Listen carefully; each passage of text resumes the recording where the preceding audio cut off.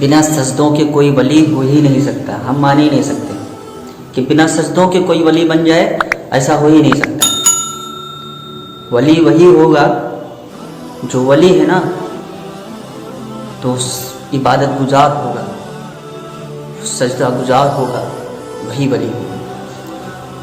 कोई शख्स कहे कि वो अल्लाह का वली है और नमाज़ें नहीं पढ़ता है, तो ये हो ही नहीं सकता। बिना नमाज़ों के कोई वली बन ही नहीं सकता, क्योंकि अल्लाह तबारक ताला को सबसे ज़्यादा जो चीज़ पसंद है मेरे भाई, वो सजदा पसंद है। क्यों पसंद है? दुनिया ही में ले लो आप, किसी को दौलत मिल जाए तो वो अकड़ में इस तरीके से चलता है और उसकी सोच ये बन जाती है कि लोग मेरे सामने गिड़गिड़ाएं आकर, मेरे सामने झुककर सलाम करें। सिर्फ थोड़ी सी दौलत आ जाए, वो भी चंद दिनों के लिए, पता भी नहीं है कितने दिन उसको जीना है, लेकिन ये अकड़ उसका, ये एटीट्यूड हो जाता है उसका कि वो खुद चाहता है कि लोग मेरे सामने झुकें आकर, लोग मेरे सामने आकर गिड़गिड़ाएं। वो तो अल्लाह है, तमाम जहानों का मालिक है, वो तो सबको पालता है, तो वो क्यों नहीं चाहेगा कि लोग मेरे सामने झुकें। तो अल्लाह को सजदा मेरे भाई इसीलिए पसंद है। उसने पूरी दुनिया को बनाया, उसके बाद जब इंसान और जिन्नात को बनाया तो उसका एक ही मकसद कि इंसान और जिन्नात उसकी इबादत करें, उसके सामने झुकें। नमाज जो आई ना, नमाज ये जो हमको मिली, तो मेरे भाई ये यूं ही नहीं है। नमाज को हम और आप बहुत हल्का समझते हैं, बहुत छोटी इबादत समझते हैं। नहीं, नमाज एक ऐसी इबादत है कि जिसके मुकाबले में कोई इबादत ही नहीं। कहते जब तक बंदा नमाज पढ़ता रहता है उसके खैर के काम कबूल होते रहते हैं। अब कोई शख्स नमाज ना पढ़े और खैर के काम खूब करे तो उसके खैर के काम भी कबूल नहीं होंगे। नमाज पढ़ना शर्त है। कोई बंदा नमाज के बगैर मोमिन हो ही नहीं सकता। इब्लीस को अल्लाह तबारक ताला ने जन्नत से क्यों निकाल दिया? इब्लीस से बड़ा कोई इबादत गुजार था? क्या उसने जिना किया था? क्या उसने चोरी की थी? क्या उसने कत्ल किया था? क्या किया था? सिर्फ एक सजदे का इनकार किया था, सिर्फ एक सजदे का इनकार, और अल्लाह तबारक ताला ने उसको हमेशा हमेशा के लिए मरदूद करार दे दिया। तो मेरे भाई कहने का मतलब ये कि अल्लाह को सजदा बहुत पसंद है, अल्लाह को झुकना बहुत पसंद है। अल्लाह के सामने झुको, अल्लाह को ये अदा बहुत पसंद है।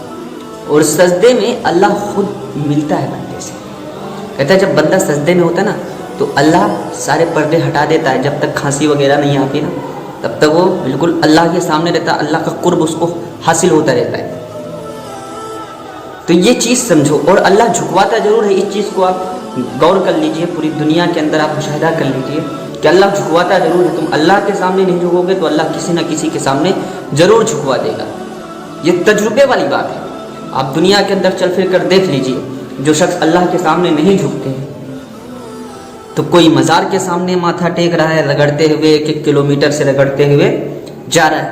किसी पत्थर के सामने झुका पड़ा है, कोई किसी पेड़ के सामने झुका पड़ा है, किसी जानवर के सामने झुका पड़ा है। बहरहाल अल्लाह झुकवाता जरूर है। कोई ये शख्स दुनिया में कह नहीं सकता है मैं किसी के सामने नहीं झुकता हूँ, नहीं। वो चाहे जितना बड़ा आदमी हो, चाहे जितनी ऊंची पोस्ट पर हो, किसी न किसी के सामने झुकता जरूर है। तो अब डिपेंड तुम पर करता है कि तुम किसके सामने झुकना चाहते हो।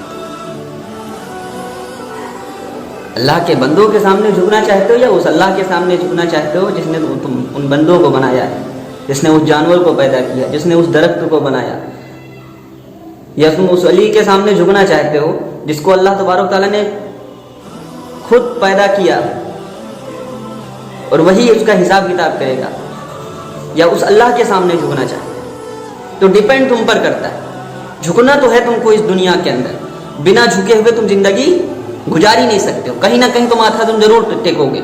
तो मेरे भाई जब हमको माथा टेकना ही है, जब हमको झुकना ही है, तो हम अल्लाह के सामने झुके ना, अल्लाह से मांगे, अल्लाह के सामने नाक रगड़े। और भाई झुकना तो है ही है, उसमें तो कोई दो राय है ही नहीं, क्योंकि अल्लाह सबसे बड़ा है, उसका कोई मिस्ल तो दुनिया में है ही नहीं। अल्लाह सबसे बड़ा है, तो वो ये चाहता है کہ لوگ میرے سامنے آ کر جھکے, لوگ میرے سامنے گڑگڑائیں, لوگ مجھ سے مانگے, میں ان کی مدد کروں. تو یہ صرف اتنی سی چیز ہے, یہ چیز ہم دماغ میں کیوں نہیں بٹھاتے میرے بھائی؟ ہم کو تو جھکنے کے لیے ایک بہت بڑھیا چیز مل گئی, نماز جیسی چیز مل گئی, نماز جیسی دولت مل گئی. 5 وقت کی نمازیں ہیں, ہم نمازیں ہی ادا کرنا شروع کر دیں, اللہ کے سامنے رونا شروع کر دیں. تو میرے بھائی کہنے کا مطلب یہ ہے, جب جو نماز جیسی دولت ملی ہے نا, تو اس کو ہم اور آپ سمجھیں تو زیادہ بہتر رہے گا. ابھی اگر ہم اس کو ہلکے میں لیں گے, نماز چھوڑنے کی سزائیں بہت سخت سزائیں ہیں. کوئی شخص نماز نہ پڑھے, روزہ رکھے, حج کرے, باقی سارے کام کرے, صرف نماز نہ پڑھے, وہ جنت میں نہیں جا سکتا. اور قبر کے اندر اس کے اوپر جو عذاب ہوگا میرے بھائی, اللہ اکبر. قبر کے عذاب کے بارے میں سوچو, قبر کے عذاب کے بارے میں, تم کسی کے بارے میں نہ سوچو. جنت اور جہنم کو تو بعد میں رکھو, کنارے رکھو.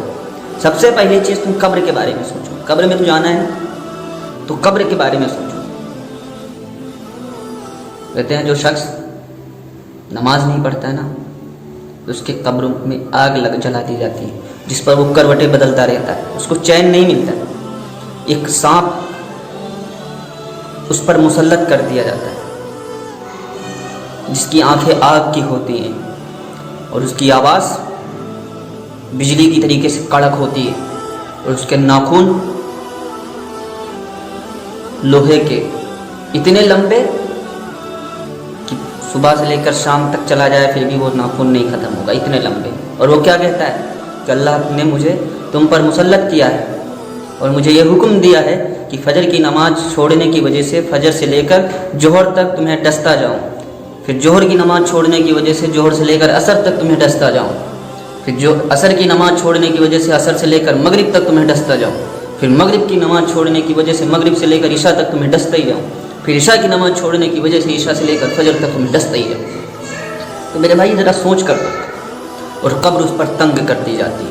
تنگ مطلب جو جیسے قبر ہے نا, تو ایسے ملا دی جاتی ہے, تو جو انسان کی پسلیاں ہوتی ہیں وہ ایک دوسرے میں گھس جاتی ہیں, ایسے گھس جاتی ہیں. تو میرے بھائی یہ صرف باتیں نہیں ہیں, ان کو صرف باتیں نہ سمجھو, یہ ہمارے نبی کا فرمان ہے. اور ہمارے نبی کا ایک ایک فرمان ویسے ہی حق ہے, جس طریقے سے سورج نکلنا حق ہے, جس طریقے سے چاند نکلنا حق ہے, ویسے ہمارے نبی کا ایک ایک فرمان حق ہے. ہمارے نبی کی باتیں ہیں یہ ہم اپنی طرف سے نہیں کہہ رہے میرے بھائی, یہ حدیث کے اندر موجود ہے یہ ساری چیزیں. قبر کے عذاب جو ہم یہ بتا رہے ہیں یہ اپنی طرف سے من گھڑت نہیں بنا رہے, یہ ہمارے نبی کا فرمان ہے. اور جو شخص نبی کے فرمان کا انکار کر دے وہ مومن ہو ہی نہیں سکتا, وہ کافر ہے, وہ منکر ہے, وہ کافر ہے. تو میرے بھائی موقع جو ہم کو ملا ہے اس دنیا میں, چند دن کی زندگی ہے, پتہ نہیں کس دن چلے جائیں اس دنیا سے یار, کتنے دن رہنا ہے, 50 سال 60 سال پتہ نہیں, وہ بھی نہیں پتہ, اب تو وہ بھی نہیں پتہ ہے. 20 سال میں لوگ اس دنیا سے جا رہے ہیں, 15 سال کی عمر میں ایکسیڈنٹ ہوا چلے گئے اس دنیا سے. تو میرے بھائی چند دن کی زندگی, اللہ کے سامنے ہم توبہ کر لیں, اللہ کے سامنے گڑگڑا لیں, ناک رگڑ لیں یار. جب جھکنا ہے ہی ہے, اللہ کہتا ہے تم میرے سامنے نہیں جھکو گے, میں کسی افسر کے سامنے جھکوا دوں گا. لوگ جھکتے نہیں, کسی پولیس والے کے سامنے جھک گئے ناک رگڑ رہے, کسی منتری کے سامنے جھکے ناک رگڑ رہے, اور جو منتری ہے وہ اپنے سے اونچے والے درجے کے سامنے جھکا پڑا ہے.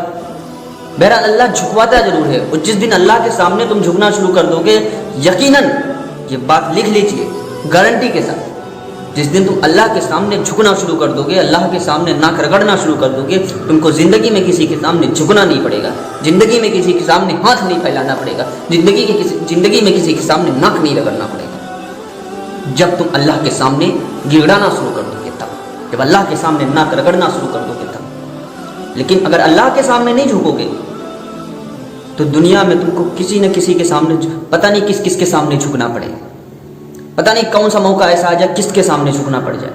جس کو پیشاب کرنے کی تمیز نہیں ہے اس کے بھی سامنے جھکنا پڑ جائے گا. تو میرے بھائی سوچ کر دیکھو, یہ سب چیزیں سوچو, سوچنے والی چیزیں ہیں.